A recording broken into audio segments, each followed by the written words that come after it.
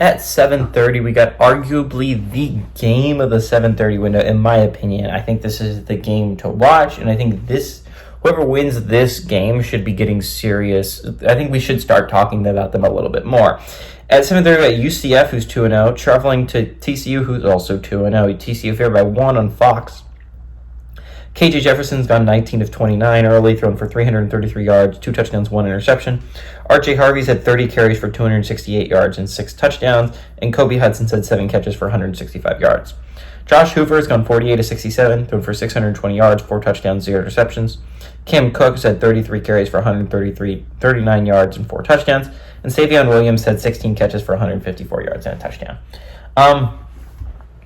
I think there's like 4 ranked Big 12 teams right now, right? You have Kansas State, you have Oklahoma State, you have Utah, and you have Arizona, right? That's 4. But there's 8 2-0 football teams in the Big 12.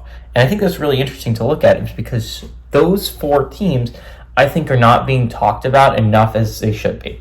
I think Arizona State proved it on Thursday that they're a very good football team that should be talked about a little bit more. And we'll get into BYU later, but both these teams are underrated football teams that have looked really good early. Now, to be fair, UCF hasn't beaten anyone. You got Sam Houston, you beat New Hampshire. This is their first real test against a Power 4 university. They've even played a Group 5 university that is somewhat competent, right? They haven't really played a good football team yet. This is their first real football team that they play, and this is the first time they're going to go on the road and try and do it. TCU beat Stanford at home, and Stanford, I think, is a competent football team. I think they'll do fine in the ACC this year. But it was close, and they made a lot of mistakes in that game, and mistakes that you can't afford to make against a better team like UCF.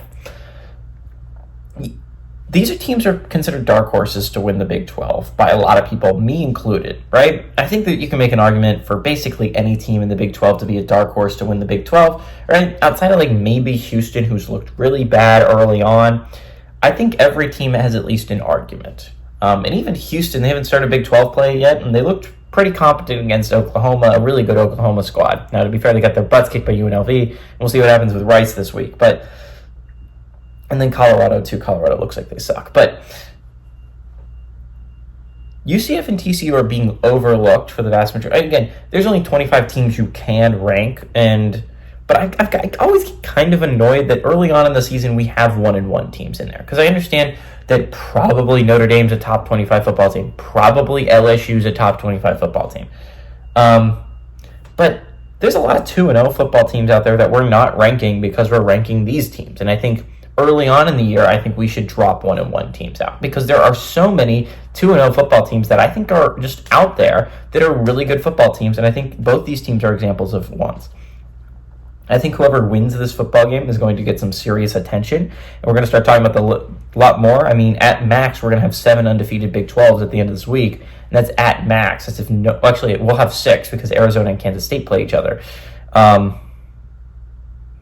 And then these 2 teams play each other. So at max, we're going to have 6. And that's if no one gets upset, and that's if everyone wins their football games. So at max, we're looking at 6 undefeateds after this week in the Big 12.